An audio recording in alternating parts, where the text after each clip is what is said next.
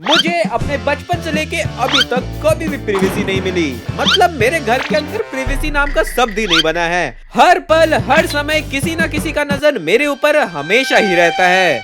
और इसी सेम चीज के कारण मुझे एक बार इतना ज्यादा गुस्सा आया कि मैंने कुछ ऐसा कर दिया जिसे आज तक कोई भी भुला नहीं पाया। तो आ जाओ सुनाता हूँ आपको अपनी ये कहानी, मेरी जुबानी। तो स्टार्टिंग विद वेरी स्टार्ट। तो ये बात है क्लास 8 की, जिस टाइम इंडिया में लॉकडाउन लग रखा था और सब अपने अपने घर पे थे।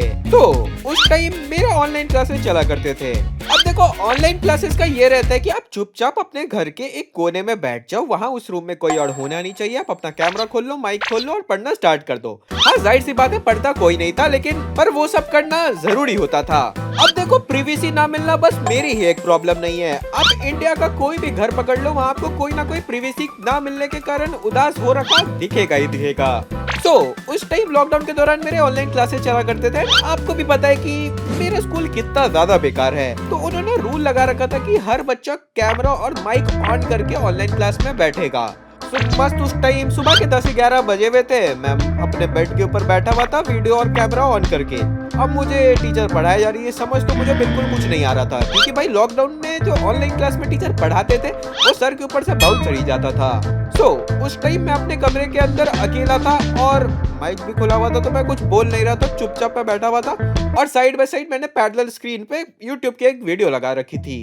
अब देखो जब मैं अपने रूम में बैठा हुआ था तो उसी टाइम मेरे रूम के अंदर आती है मेरी मम्मी।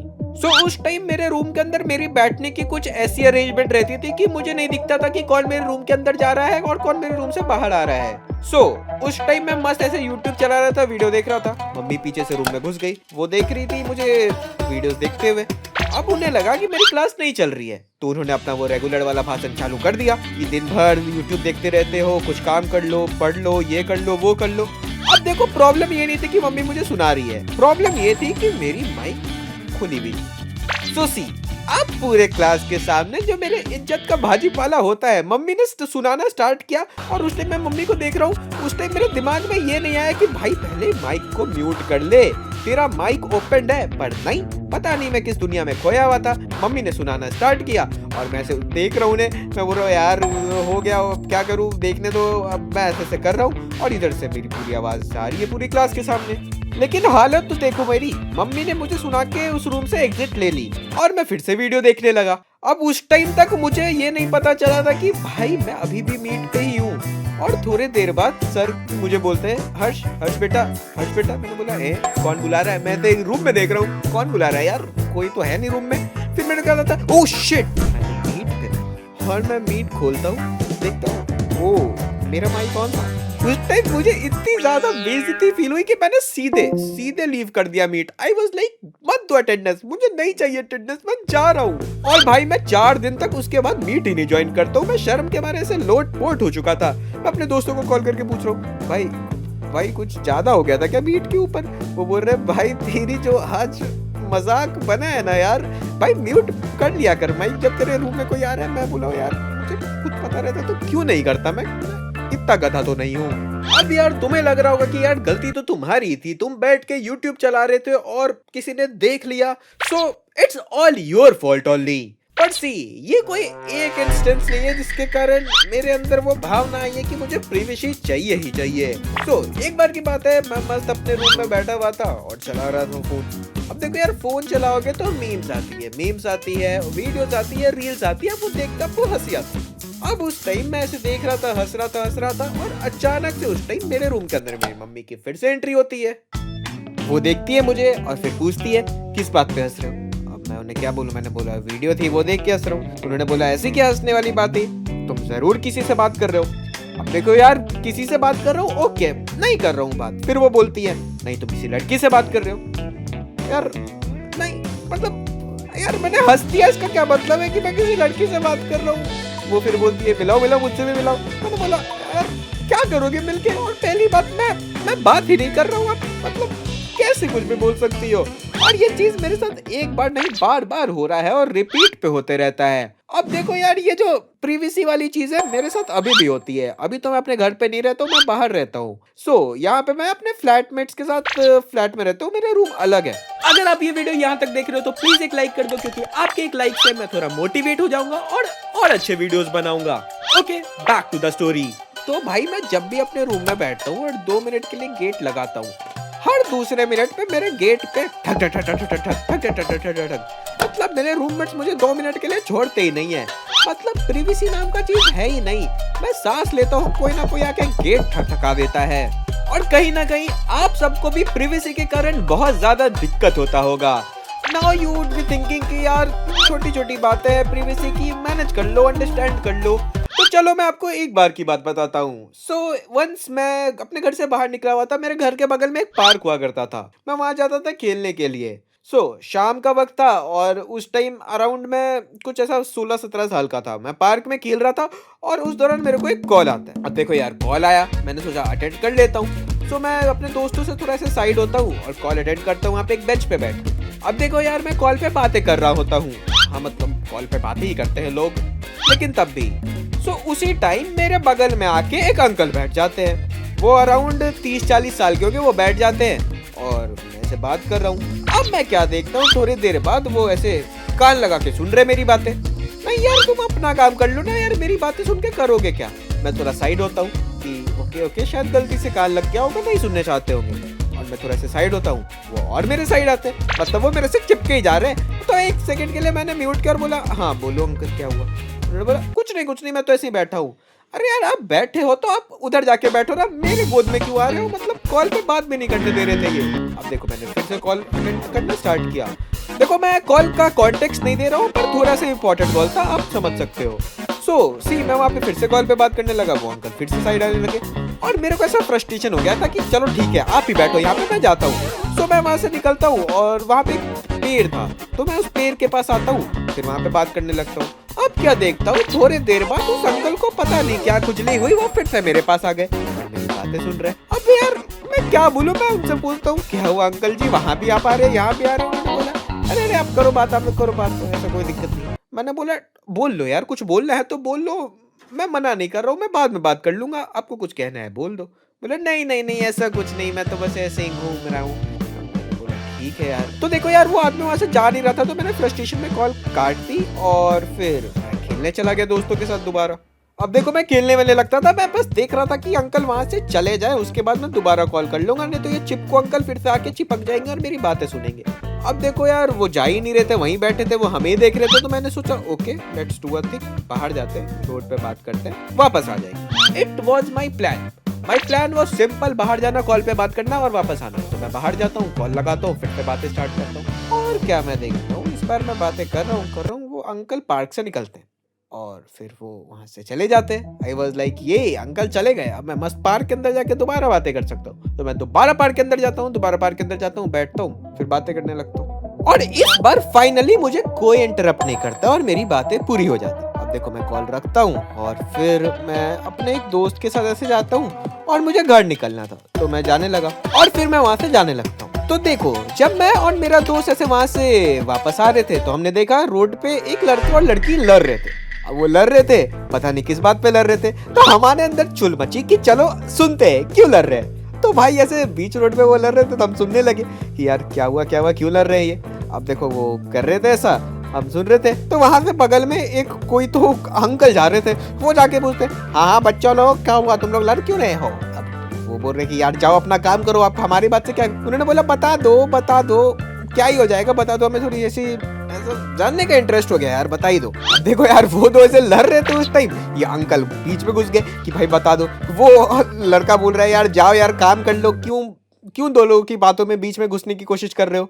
अब देखो वो अंकल जा ही नहीं रहे थे। तो भाई एक पॉइंट पे वो फ्रस्ट्रेट हो गए, वो लड़का सुनाने लगा अंकल को, यार आपके पास मतलब प्रिवेसी नाम की चीज आपको देनी नहीं आती क्या? ऐसे रोड पे दो लोग बातें कर रहे थे, उनकी बातों के अंदर क्यों घुसना है? वो बोल रहे भाई आप खुलेआम लड़ रहे हो, तो हमें लगा कि चलो हम भी जान ले, तो ऐसे जिज्ञासा हो गया हमारा। अब देखो यार वो लड़का लड़ रहा था तो पहले से ही गुस्सा था, अभी अंकल बीच में घुस गए तो उसे और गुस्सा आ गया। वो अंकल के ऊपर बरस पड़ा। वो अंकल को पता नहीं क्या क्या बोले जा रहे हैं। अब अंकल बोल रहे हैं कि बेटा अच्छे से बोल लो, उम्र का लिहाज कर लो, ये कर लो, वो कर लो।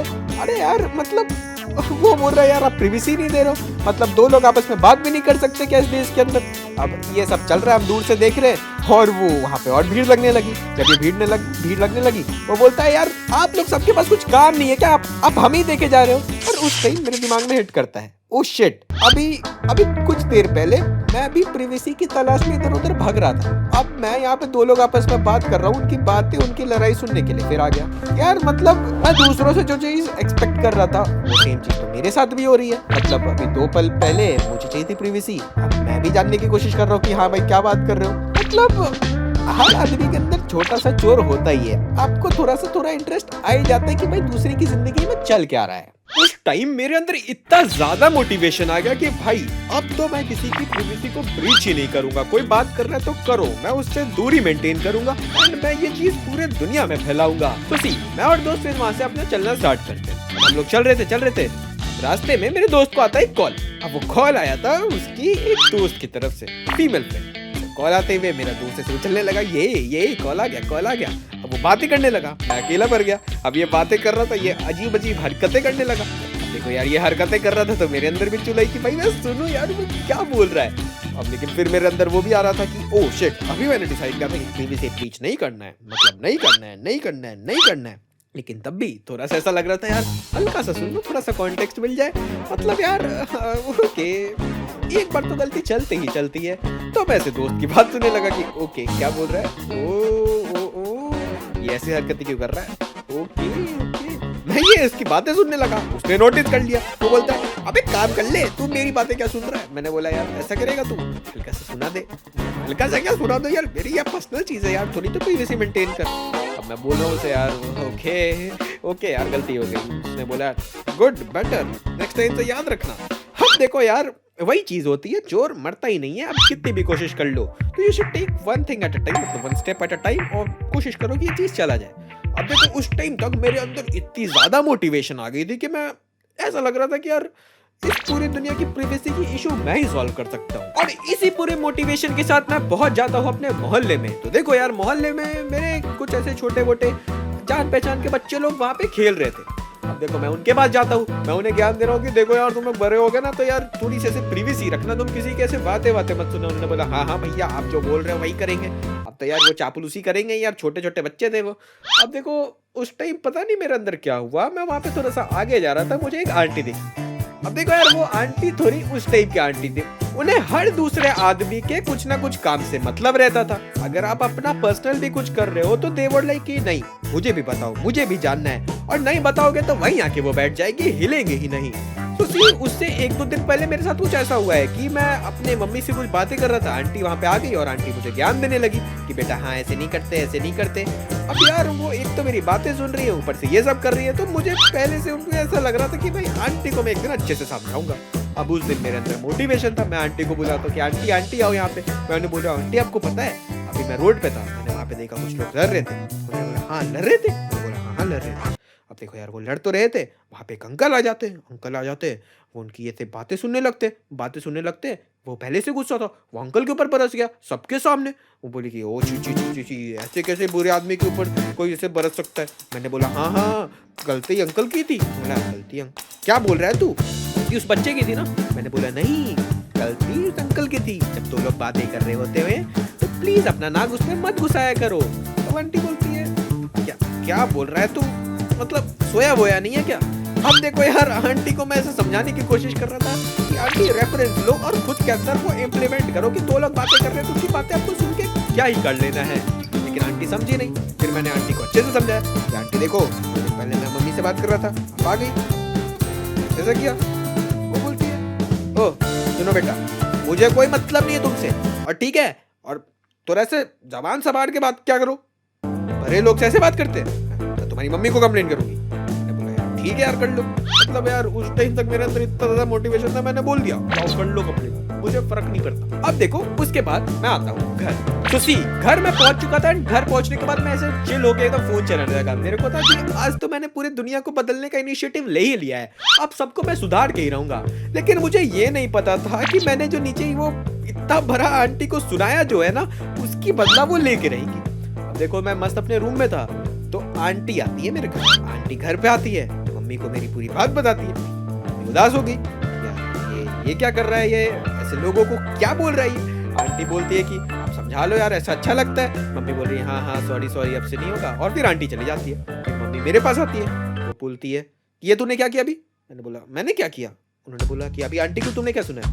मैंने बोला यार मैंने कहा सुनाया यार, मैंने तो अच्छी बात बताई ना, ज्ञान वाली बात। मैंने उन्हें कहानी सुनाई अपने साथ जो हुआ। मैं बोला भाई तू कहानी सुनाना थोड़ा कम कर दे, ये कहानी के कारण ना तू आजकल लोगों की इज्जत नहीं करता। मैंने बोला यार इज्जत तो करता हूँ यार, मैं तो अच्छा आदमी बन रहा था। मैं आंटी को ऐसा लाइफ लेसन दे रहा था कि आंटी समझे, आंटी सुने, यू नो। मम्मी बोलती है कि बेटा देखो लाइफ लेसन ना खुद तक ही रखो, दूसरों को मत दिया करो। अब मैं मम्मी को बोलने लगा यार मम्मी आप भी मेरा ऐसा फोन देखने लगती हो, मेरे रूम में आ जाती हो, आपको भी ऐसा थोड़ा नॉक करके आना चाहिए, आपको भी ऐसा करना चाहिए, प्रिवेसी नाम की चीज होती है। और मैं मम्मी को भी ज्ञान देने लगा। अब यार तुम जिंदगी में कुछ भी कर लो लेकिन मम्मी को ज्ञान मत दो। गलती मैंने कर दी। अब देखो यार मम्मी को और गुस्सा आ गई, और देखो मम्मी को फिर गुस्सा आ गया तो पापा को बुला लेती है। पापा को दोनों मिलकर मेरे को डांटने लगे। डांट सुन रहा हूँ, अब मैं बोल रहा हूँ यार क्यों किया मैंने। अब वो सुना रहे, मेरे को समझा रहे। अब मैं बोलता हूँ ठीक है नहीं करूंगा।